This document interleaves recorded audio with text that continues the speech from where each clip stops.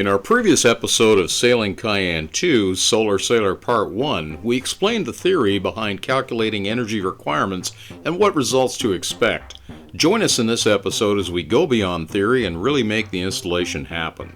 From designing a wind-resistant solar panel layout to the location, placement, and hookup of the equipment, we learned a few things that we hope will be helpful and fun.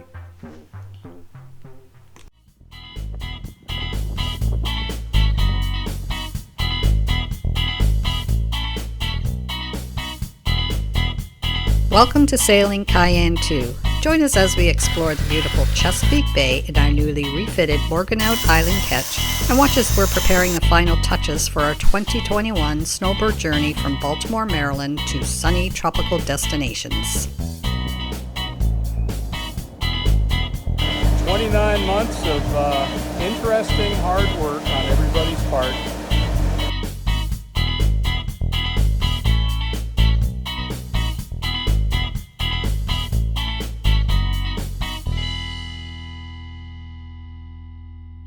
After researching solar panel configurations and methods of attaching them, we determined a simple criteria list. 1. We had to avoid cutting into the new Bimini top. 2. We needed to find an attachment system that would survive 30 to 40 knot winds. And 3. Something that's easily removable in the event of an emergency.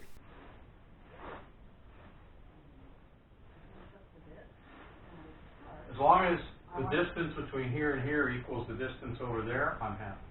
Well, after spending some time discussing our options, we designed what we hoped would be a successful attachment system, albeit on the fly.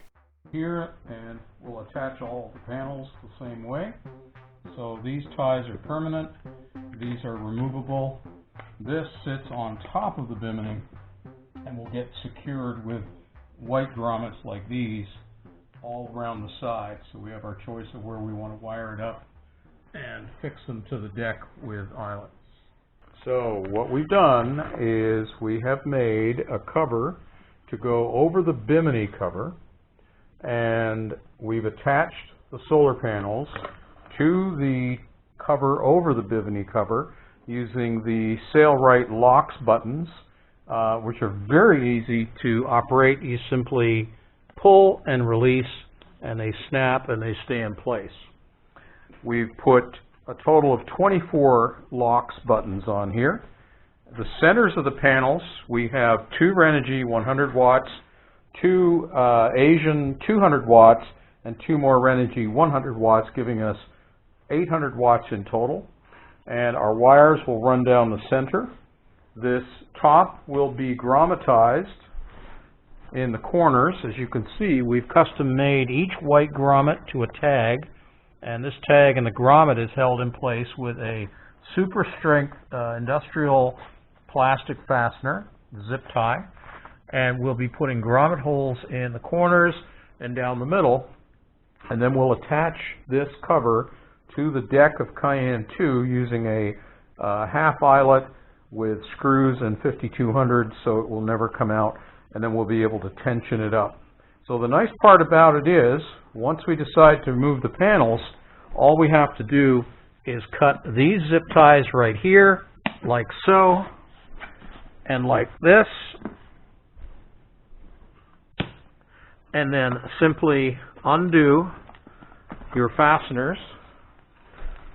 So we go 1, 2, 3, and 4. And our panel comes off. And the panel can go right back in place the same way. Just snap in 1, 2, 3, 4, etc. And that's all there is to it. So hopefully next week we can begin on the hard wiring. Good job done. Thank you, Sandra. Great, honey. It didn't take long for us to find out whether or not we did a good job. On April 30th, Baltimore had gusty winds from 35 to 40 knots, and you can see how well our product survived. Just received our Renogy 3000 watt inverter, And I really didn't realize that thing was as heavy as it is. So we're going to get it carried into the car and get it down to the boat.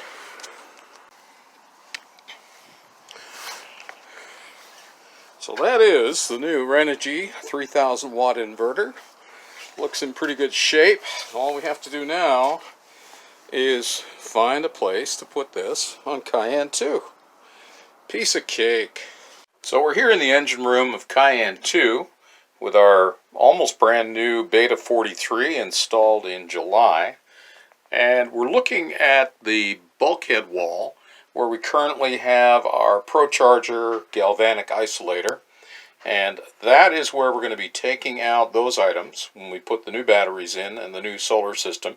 And we'll put our inverter across from here, attaching it to a mounting plate onto this bulkhead wall. Over on this side, we'll replace 3 batteries. There's 3 batteries under here. The first one will be an AGM, which will be isolated to the engine. The next 2 will be the lithium Life Pro 4 batteries, and a third battery will be run up to the forward part of the ship where we maintain close to the anchor windlass. Before we could bring the inverter on board, we wanted to ensure that our decks were clean and secure. With the inverter weighing 65 pounds, we decided to construct a gurney board, attach it to the inverter, and haul it up with a jib line. Once the inverter was safely on board, we attached the mizzen halyard and lowered it down through the aft companionway. Thanks for watching, and stay tuned for the next episode of the Solar Sailor. Make sure you hit the subscribe button to see our latest videos.